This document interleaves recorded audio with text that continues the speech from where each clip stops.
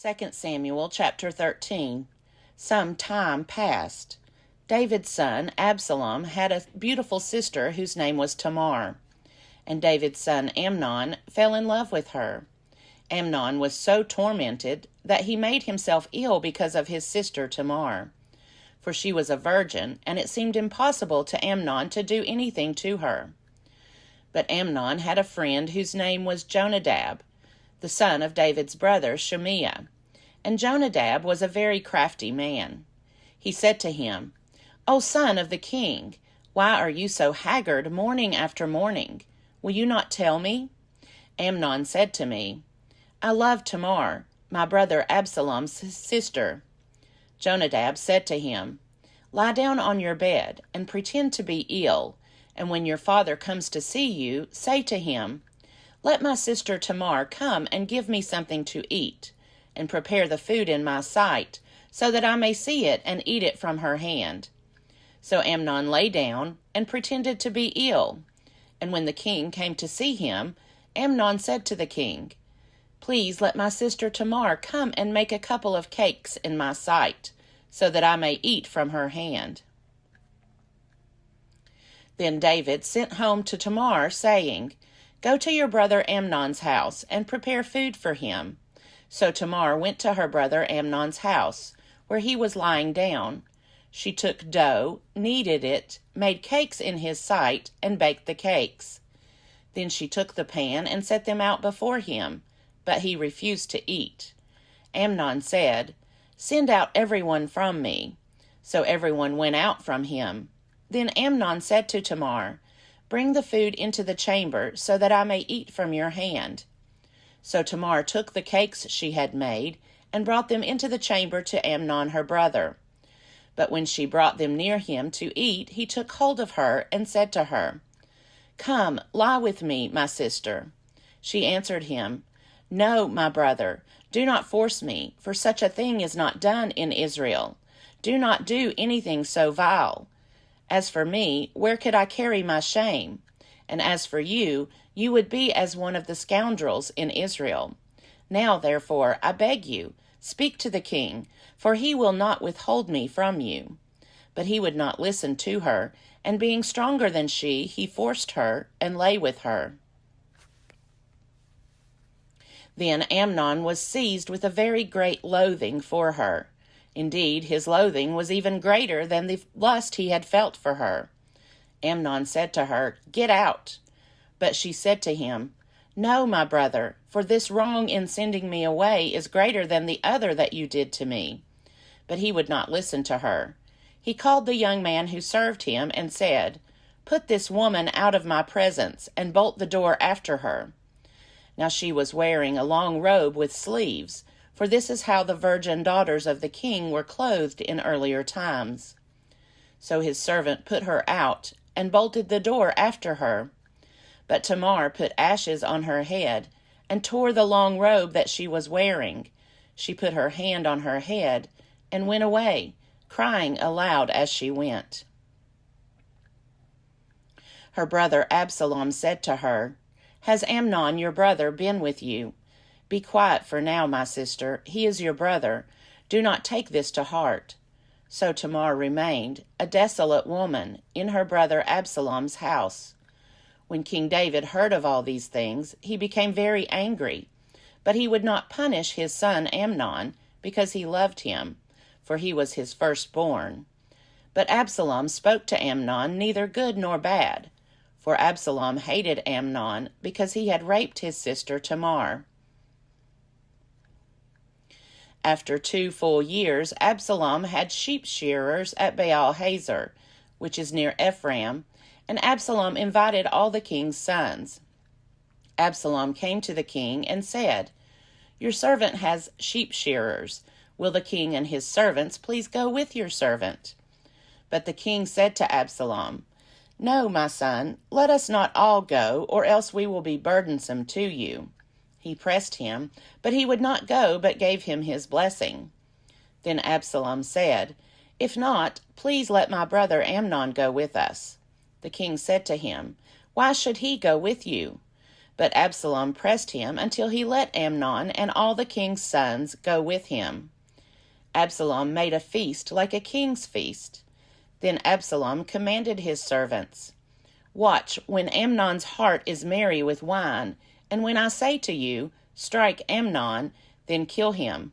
Do not be afraid. Have I not myself commanded you? Be courageous and valiant." So the servants of Absalom did to Amnon as Absalom had commanded. Then all the king's sons rose, and each mounted his mule and fled. While they were on the way, the report came to David that Absalom had killed all the king's sons, and not one of them was left. The king rose, tore his garments, and lay on the ground, and all his servants who were standing by tore their garments. But Jonadab, the son of David's brother Shimea, said, "Let not my lord suppose that they have killed all the young men, the king's sons. Amnon alone is dead. This has been determined by Absalom from the day Amnon raped his sister Tamar. Now, therefore, do not let my lord the king take it to heart, as if all the king's sons were dead, for Amnon alone is dead." But Absalom fled. When the young man who kept watch looked up, he saw many people coming from the Horonaim road by the side of the mountain. Jonadab said to the king, "See, the king's sons have come, as your servant said, so it has come about." As soon as he had finished speaking, the king's sons arrived, and raised their voices and wept. And the king and all his servants also wept very bitterly. But Absalom fled and went to Talmai, son of Ammihud, king of Geshur. David mourned for his son day after day. Absalom, having fled to Geshur, stayed there 3 years. And the heart of the king went out, yearning for Absalom, for he was now consoled over the death of Amnon. 2 Samuel chapter 14. Now Joab, son of Zeruiah, perceived that the king's mind was on Absalom. Joab sent to Tekoa and brought from there a wise woman. He said to her, "Pretend to be a mourner, put on mourning garments. Do not anoint yourself with oil, but behave like a woman who has been mourning many days for the dead. Go to the king and speak to him as follows." And Joab put the words into her mouth. When the woman of Tekoa came to the king, she fell on her face to the ground and did obeisance, and said, "Help, O king." The king asked her, "What is your trouble?" She answered, "Alas, I am a widow. My husband is dead. Your servant had 2 sons, and they fought with one another in the field. There was no one to part them, and one struck the other and killed him. Now the whole family has risen against your servant. They say, 'Give up the man who struck his brother, so that we may kill him for the life of his brother whom he murdered, even if we destroy the heir as well.'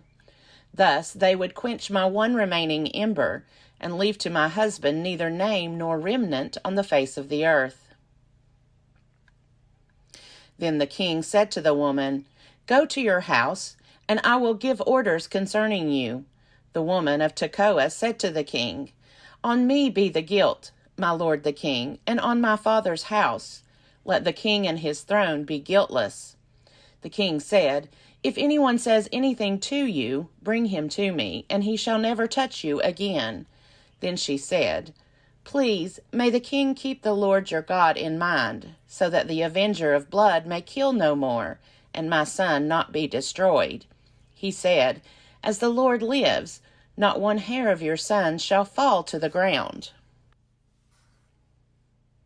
Then the woman said, "Please let your servant speak a word to my lord the king." He said, "Speak." The woman said, "Why then have you planned such a thing against the people of God? For in giving this decision the king convicts himself, inasmuch as the king does not bring his banished one home again.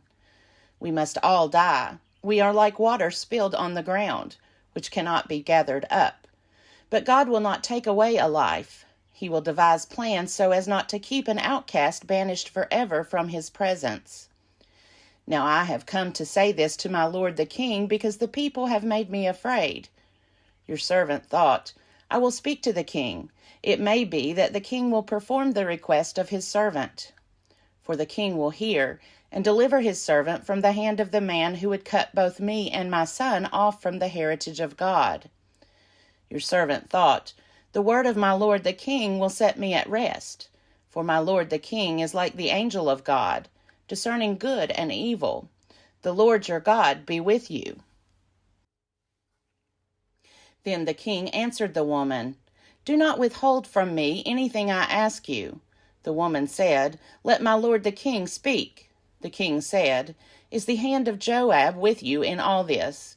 The woman answered and said, "As surely as you live, my lord the king, one cannot turn right or left from anything that my lord the king has said. For it was your servant Joab who commanded me. It was he who put all these words into the mouth of your servant. In order to change the course of affairs, your servant Joab did this.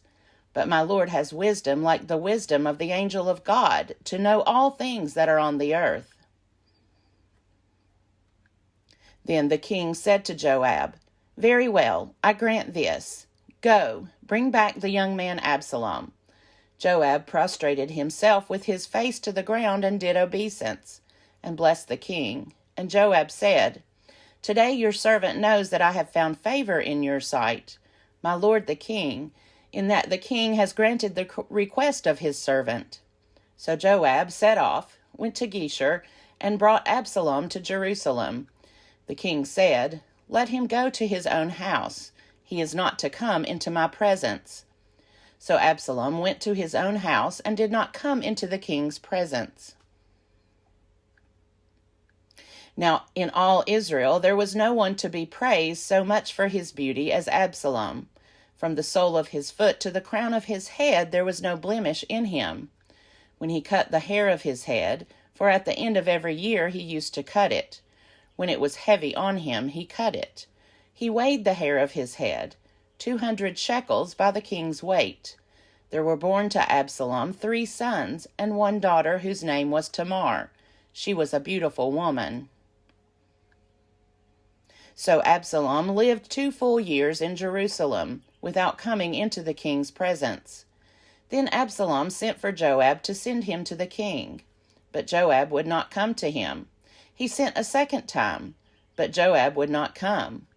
Then he said to his servants, "Look, Joab's field is next to mine, and he has barley there. Go and set it on fire." So Absalom's servants set the field on fire. Then Joab rose and went to Absalom at his house and said to him, "Why have your servants set my field on fire?" Absalom answered Joab, "Look, I sent word to you, 'Come here, that I may send you to the king with the question, Why have I come from Geshur? It would be better for me to be there still. Now let me go into the king's presence. If there is guilt in me, let him kill me." Then Joab went to the king and told him, and he summoned Absalom. So he came to the king and prostrated himself with his face to the ground before the king. And the king kissed Absalom.